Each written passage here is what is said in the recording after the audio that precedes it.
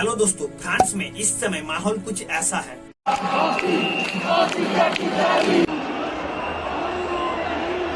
1.28 million से ज्यादा लोग इस प्रोटेस्ट में हिस्सा लिया है। वाकई में ये नंबर बहुत ही बड़ा है। सैनिटेशन वर्कर्स ने स्ट्राइक किया है।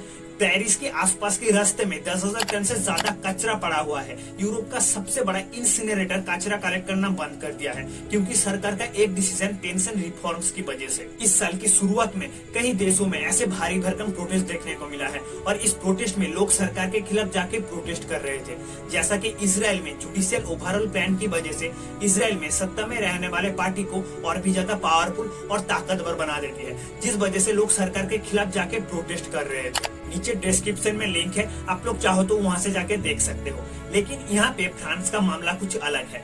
फ्रांस के president Emmanuel Macron pension process को रिफॉर्म्स करके सुधार लाना चाहती है, जिससे आने वाले कुछ सालों में फ्रांस की इकोनॉमी बेहतर हो और उससे लोगों को मदद मिले। लेकिन सवाल उठता है, इमानुएल मैक्रॉन तो फ्रांस के लोगों के भले करने के बारे में सोच रहे हैं, तो लोग क्यों प्रोटेस्ट कर रहे हैं? आइए समझते हैं।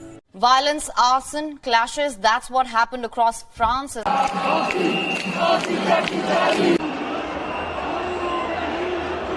आप लोगों को ये वीडियो अच्छा लग रहा है तो प्लीज चैनल को सब्सक्राइब कर लेना, क्योंकि आप लोगों का एक सब्सक्राइब मुझे बहुत ज्यादा मोटिवेट करता है। अपने टॉपिक पे वापस आते हैं।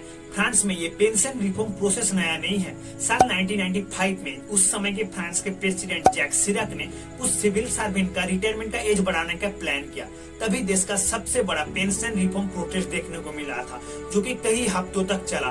तो सरकार ने इस पेंशन रिफॉर्म प्लान को रोक दिया था। पहले थोड़ा फ्रांस को समझते हैं। फ्रांस एक मिक्स्ड इकोनॉमिक कंट्री है, जहां कैपिटलिज्म और सोशलिज्म को नजर दिया जाता है। यहाँ पे education, health, unemployment and pension के ऊपर भी नजर दिया जाता है।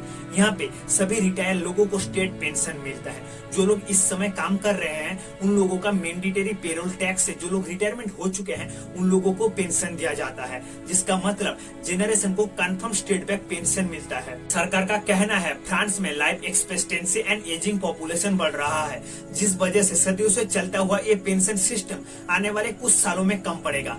जिस वजह से फ्रांस के प्राइम मिनिस्टर एलिजाबेथ बोर्न ने बिना वोट के एक स्पेशल पावर का इस्तेमाल करते हुए एक बिल पास किया है।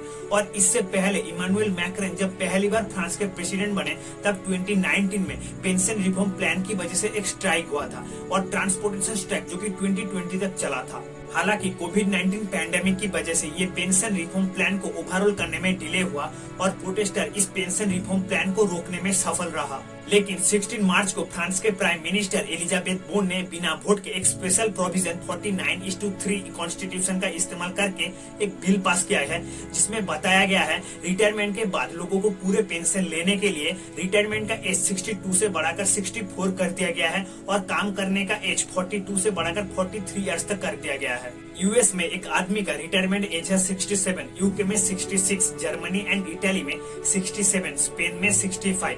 दुनिया भर में देखा जाए तो एक आदमी का रिटायरमेंट एज है 64, जहां फ्रांस में सिर्फ 62। फ्रांस में एक पेंशनर के लिए 1.7 वर्कर्स है, जो कि 2000 में 2.1 था। आप सोच भी नहीं सकते एक रिटायरमेंट इंसान को पेंशन देने के लिए एक वर्कर्स को कितना ज्यादा मैंडेटरी टैक्स पे करना पड़ता है। In the third quarter of 2022 France का जीडीपी डेप्ट 113.4%। इसका मतलब फ्रांस का इनकम खर्च से कम है। फ्रांस इस समय बिग यूरोपियन इकोनॉमिक्स के बीच स्टेट पेंशन देने के लिए सबसे कम साल में से एक है।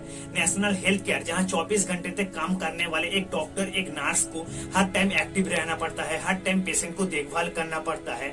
सेकेंड वर्ल्ड वॉर के दौरान नेशनल रेजिस्टेंस काउंसिल ने इसे बहुत ही मेहनत का काम किया था और कंस्ट्रक्शन साइट में काम करने वाले लेबर का जो काम होता है वो बहुत ही मेहनत का काम होता है, जो कि ज्यादा उम्र के लोगों के लिए बहुत ही मुश्किल होता है। और पुराने लोगों की वजह से नया लोगों को अपॉर्चुनिटीज और प्रमोशन मिलने में भी देर होती है।